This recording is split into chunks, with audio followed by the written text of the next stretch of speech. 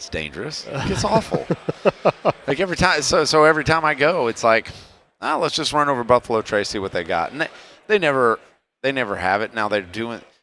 I swear, Buffalo Trace, I believe, is a marketing company disguised as a that makes bourbon sense. company. Yeah, that makes sense. That makes a lot of sense, actually. Yeah, I mean when you could find it, Blanton's and Elmer T. Lee were both phenomenal bourbons, right? Yeah.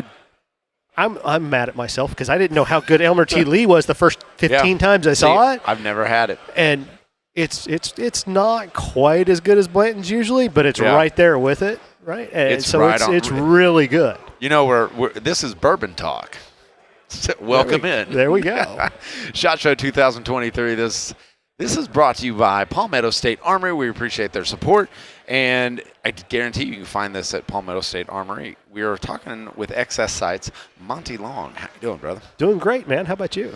I'm doing good. How's the show been so far? Oh, we've been busy over there. Really? Over at our booth. Yeah, I mean, like, if it's not between us and the bathroom and, like, here, I haven't seen it because I haven't been able to get out of the booth. See, so. I've been stuck here, too. So you've seen just as much as I have. That's a bummer, man. We need to, like, I know. We should, like, get Allison and Matt and let them do this so we can go look around. Okay, so we're going to get Addison. We're going to pull Addison up here and Mike Barham from GLOCK. Yeah, let them do this and we'll go walk around. Yeah.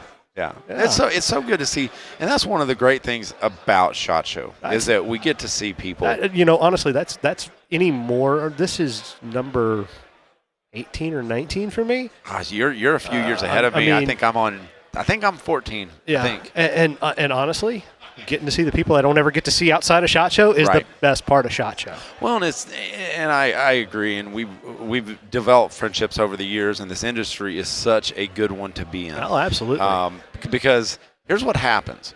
If you work within this industry, what always happens, inevitably, you get another job outside the industry, you're coming back. Like you're looking for ways to come back. Pretty much. And it's people like Monte that make this easy. Give us a little background on your history with XS Sights and who XS Sights is. Okay. So XS Sights, we'll start with a little bit of their history and then talk into how I managed to stumble into it. You fell in feet first, didn't you? Just about. So Ed Pastusik, the founder of XS Sights, had a machine shop, and his family still owns it. Unfortunately, Ed passed away a few years ago. He was doing contract work for a company called MMC. Okay.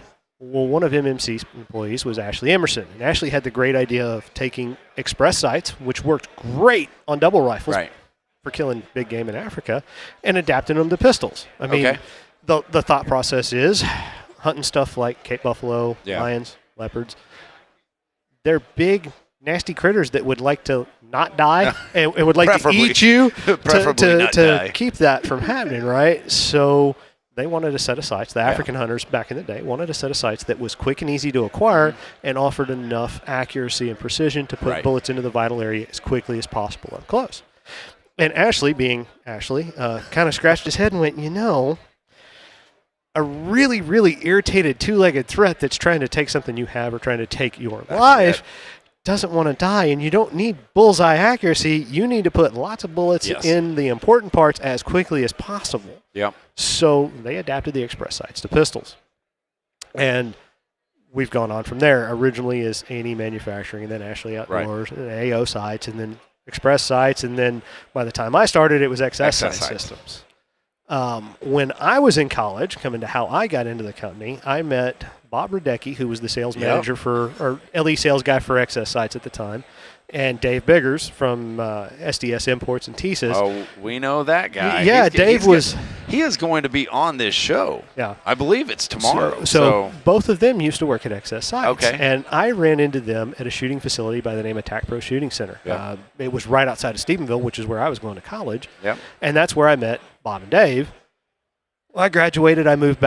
Graduated college, moved back to Fort Worth. I wound up working at a gun shop in Fort Worth. And at that point in time, on Tuesday evenings, Ed, Dave, Bo, who's our gunsmith, Bo's still there, they'd stick around the shop a little late, eat pizza, drink beer, watch movies, and work on whatever projects they were a little behind on. And I didn't realize that was what was going on all the time. But I wanted in. Well, no. So Dave was by the gun shop I was working at, and he's like, "Hey, we're gonna eat pizza and watch." I don't even remember what it was. Probably Casablanca was one of the first movies I watched it with him at the time. I was like, "Cool, man. That sounds like fun." How do you remember that? I just because that was the first Casablanca. That was like the first time I ever saw Casablanca, which I've turned into one of my favorite movies. But anyway, I showed up and they're like, "Yeah, pizza, beer, watch a movie," and they're working on sites. I'm like, I can't do this.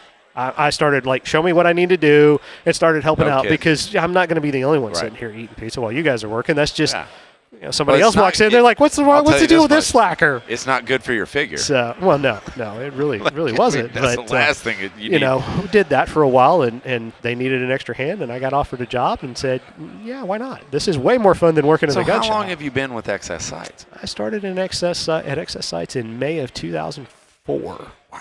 So coming up on 19 history. years. Yeah, 19 years. Jeez, that's awesome. And you guys have kind of run the gamut. One of my favorite, most recent launches that I remember is the F8.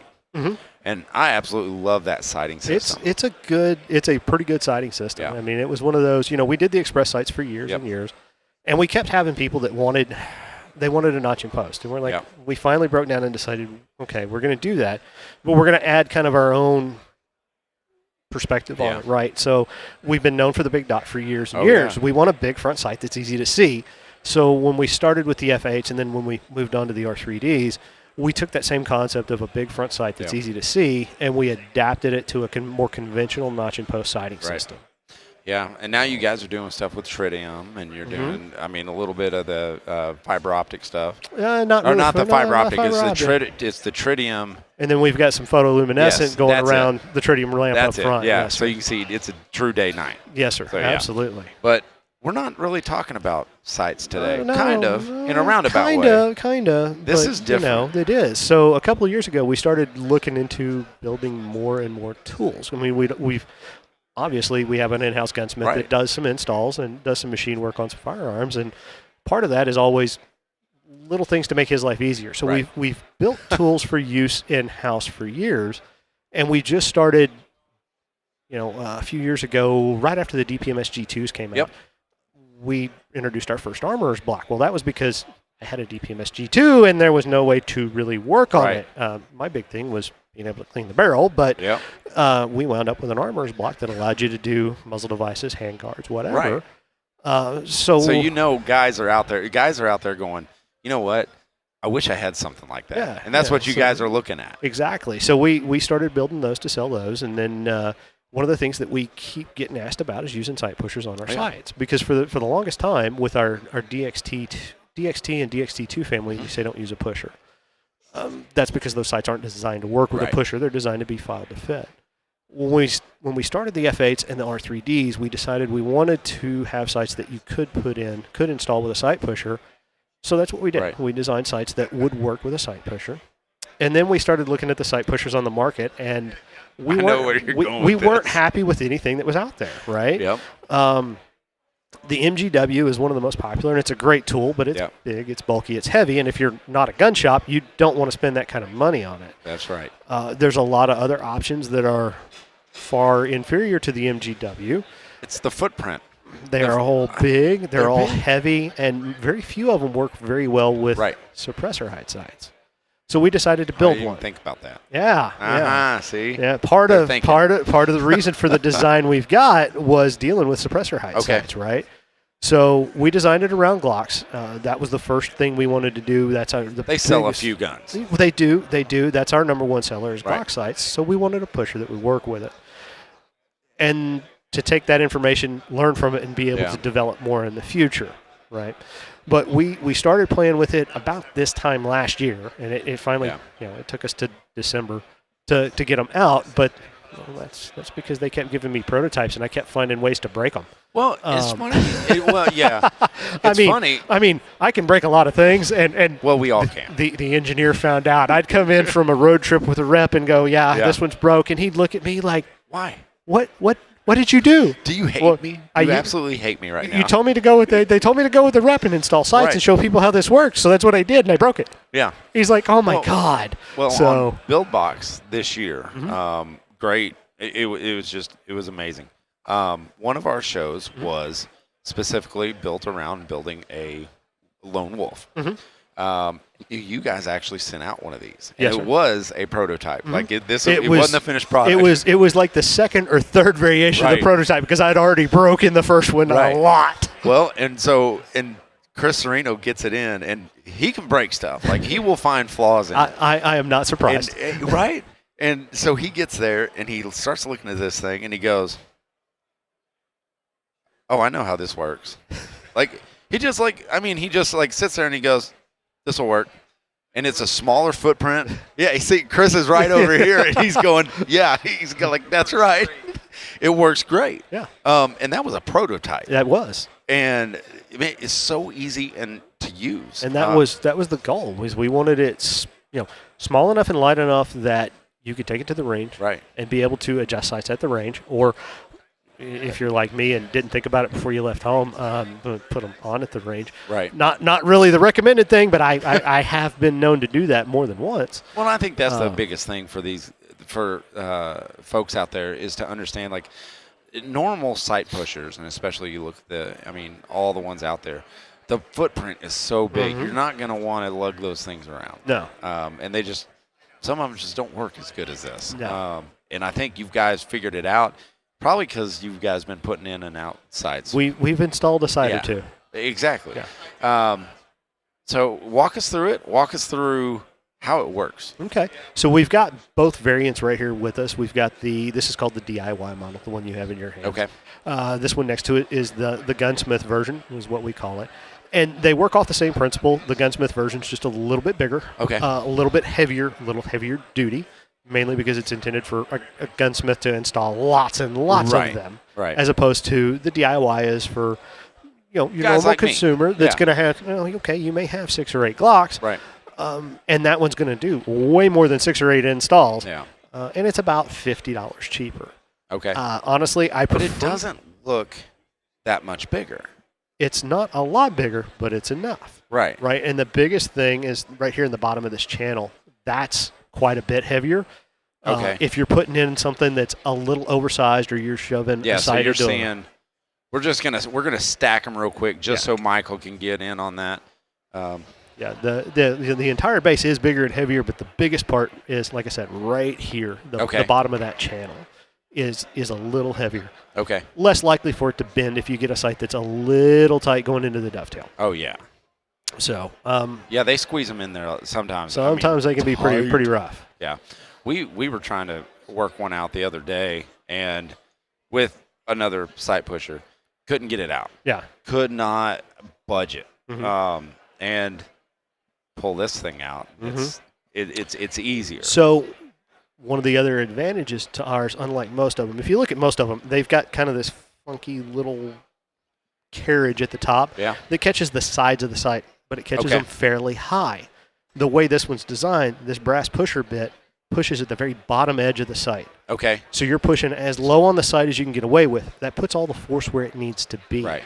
Right. So all of your force is being applied on the part of the dovetail where it needs it. When you're pushing up at the top of the dovetail, it's real easy for it to kind of get canted over at an angle and bind up, which can create a problem. Well, we're pushing lower, so you're less likely to have that problem, and you're putting all of the force on the sight where it needs it. Rather than stressing other parts that, Right. And you're getting even push through the whole thing. Exactly. Okay. Exactly.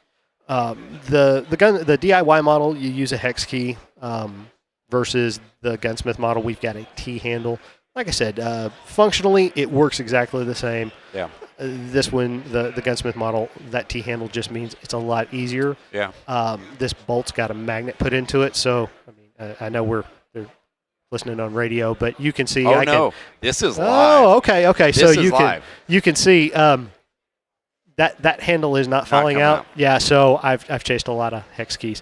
I bet. But yeah, that's got a magnet in it to keep that in place. So that T-handle also works, as you can see right there. Yeah. That's got a little hex cut in it for our screw for the Glock front sight. You heard me. You heard me mention magnet? Yeah. There's a magnet in there because Thank I've goodness, 'cause chased you're a doing lot of little screws around. You're doing this? Yes.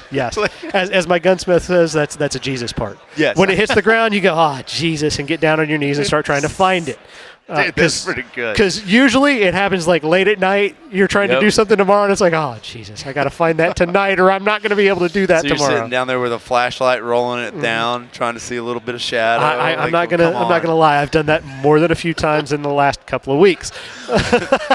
Well, given what you guys are doing, I mean, you're replacing them on a daily basis. You want to you go through the trouble so everybody else doesn't have to. Yes, and that's why you're thinking of stuff like this. We try and make it as easy as possible. Yeah, and that's so awesome. So we talked about that the DIY model is a little bit less expensive. How much are we talking? About $50. So the DIY model retails for $149. Okay. The gunsmith model is $199. Yeah, that's not bad at all. No, it's really not, and it's one of those. It'll work on any Glock made, from the 42 all the way up to the 21. Yeah. The 42, you've got to get. We include a little piece of foam that's around here. What's this sucker for? So that's the wedge, right? There we go. Hang on. Right. So like a 42, we drop that piece of foam in there to pick the slide up. Okay. So basically what happens, you just drop the slide in, line the dovetail up with that pusher bit. Yep. And then that wedge comes in, and you push it in until the slide's locked. Yep. And that's why we can make it work on the slim lines like the 42, the 43, 43x48, as well as the guns like the 20 or the 21 that have that massive slide. I mean, you look down the sights on a 21, and it looks like you're looking down a freaking highway. It does. Because that slide's so wide. So, realistically, okay, I'm going to give you guys a little hot tip here. You can find these on their website. Yes, sir. Right? You sure can. I'm Palmetto State Armory have it. But here's what you do, all right? Go ahead, step up, buy this model. So let's say you spend $200 on it, all right, to do all your Glocks. So you do all your Glocks. Next, what you do is your friends have Glocks. You charge them $10 a sight. This thing's going to pay for itself if you start doing that, right? Yeah. Your friends might not be overly impressed with you, but it's $10.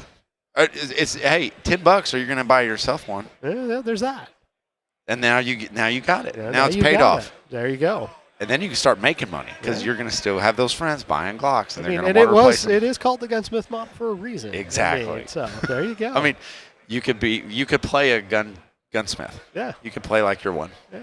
So, Monte, Excess Sights always has new stuff on the floor. This is one of the new, the Glock. This is the newest thing that's actually shipping. Yeah. We've got several things in the works. You can't tell us yet? First up, no, I can tell you. You can tell us? We're working on a replacement plate for the Glock MOS.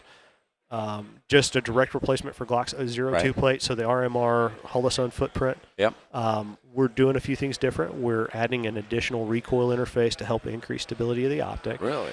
And then the thread pitch for where the optic bolts to the plate, we're changing that to something that's still going to fit the sight. Still a fairly common screw that you can buy replacements of, but we're going to pick up increased thread engagement, a little bit of an increase in the minor diameter of the screw, which is going to translate into a major increase in the strength of the screws holding the optic to the plate. So it should give us a little better longevity, right? That's awesome. Exactly. That's working cool. on. You guys are always working on on something new. Always. Man. And right there in Texas. Absolutely. All it's made in house, right? Yes, sir. I mean, come on. We do. Right now, we do as much in-house as we can. But Yeah. the only thing we don't yeah. do is the anodizing. And our shop foreman, Kevin, keeps trying to scratch his head and figure out how to bring that in-house because then he controls the quality. Well, and you guys moved into new offices a couple of years back. Was it 2016, I think? Yeah. And I mean, huge office, a huge absolutely. park. Like, it's amazing. Yeah. So when I started, we had 2401 Ludell Street, and that's two buildings, front building and rear building. We call them A and B now. Yeah. Now we own 2401, 2403, 2405. All of it. We've got 3 lots in a row, and they keep trying to figure out how to expand because we keep getting bigger and trying to come up with new ways to help customers. Well, you guys keep coming out with products like this. You'll be purchasing more blocks. Cool. Yeah. Maybe I can figure out how to get a bigger office. Exactly. That's what we need to do. That's our next goal. Yeah. All right. Well, that's it for us. On day one, a SHOT Show, Monte Long with Excess Sights. go check it out. XSsites.com Yes, sir. is where you can go find out more. But that's it for us today. Now, tomorrow we start off 9 o'clock, same routine, every hour on the hour. We're going to be live here from SHOT Show 2023. For more great gun content, subscribe to our YouTube, Facebook, Instagram, and Twitter pages. You can also watch the Gun Talk channels on Roku, Apple TV, and Amazon. And of course, you can always find us at guntalk.com. Thanks for watching.